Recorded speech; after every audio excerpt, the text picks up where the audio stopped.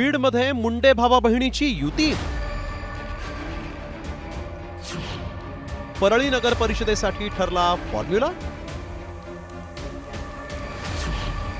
परळी राखण्यात मुंडेंना यश मिळणार। एकमेकांवर टोकाची टीका करणारे मुंडे भाऊ बहीण आधी लोकसभा आणि त्यानंतर विधानसभा निवडणुकीत एकत्र आले।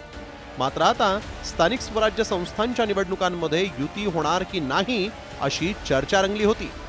मात्र या चर्चेवर अखेर पडदा पडलाय, कारण पंकजा मुंडे आणि धनंजय मुंडे तब्बल 15 वर्षांनंतर परळी नगर परिषदेच्या निवडणुकीत एकत्र येत आहेत। युतीच्या संदर्भामध्ये वरिष्ठ पातळीवर चर्चा चालू आहे। मात्र माननीय आमचे नेते धनंजयजी मुंडे साहेब आणि महायुतीच्या भारतीय जनता पार्टीच्या नेत्या पंकजाताई मुंडे यांच्यामध्ये कौटुंबिक, वैचारिक आणि एकूण भावनिक वातावरण अगदी एकोप्याचं आहे।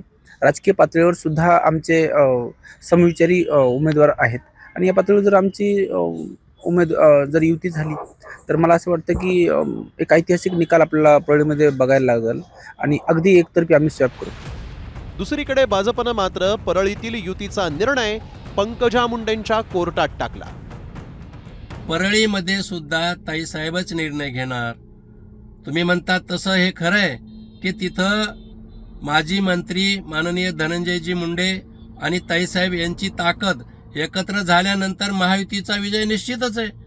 विजय कोणीच रोखू शकत नाही, पण या सर्व राजकीय निर्णयामध्ये माननीय ताईसाहेब ठरवतील त्याप्रमाणेच होतील।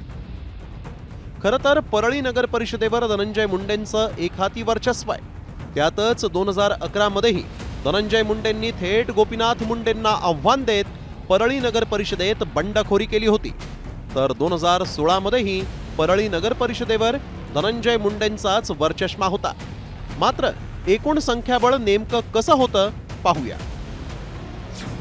परळी नगर परिषदेत एकूण 35 जागांपैकी धनंजय मुंडेंच्या नेतृत्वात राष्ट्रवादीनं 28 जागा जिंकल्या होत्या, तर पंकजा मुंडेंच्या नेतृत्वात भाजपला केवळ 5 जागांवरच समाधान मानावं लागलं होतं। मात्र आता परळीत राजकीय आणि कौटुंबिक समीकरणं बदलली आहेत। पंकजा मुंडे आणि धनंजय मुंडे हे कटुता विसरून एकत्र आलेत। त्यामुळे मुंडे बहीण भावाच्या युतीचा नवा फॉर्म्युला समोर आला। हा फॉर्म्युला नेमका काय आहे तेही पाहूया। परळीच्या एकूण 35 जागांपैकी भाजप 12 ते 15 जागा तर राष्ट्रवादी 20 ते 23 जागांवर लढण्याची शक्यता आहे।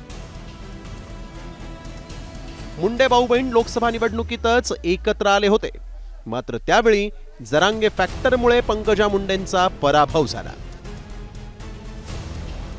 आता नगर परिषद निवडणुकीच्या आधी मनोज जरांगेंनी थेट धनंजय मुंडेंवर हत्येच्या कटाचा मोठा आरोप केला। त्यामुळे मुंडे विरुद्ध जरांगे राजकारण तापलंय। त्यामुळे बहीण भाऊ एकत्र आल्यानंतरही जरांगे फॅक्टरमुळे मुंडेंना परळीची नगर परिषद राखणं शक्य होणार का, याकडेही राज्याचं लक्ष लागलंय। योगेश काशीदसह ब्युरो रिपोर्ट, साम टीव्ही न्यूज।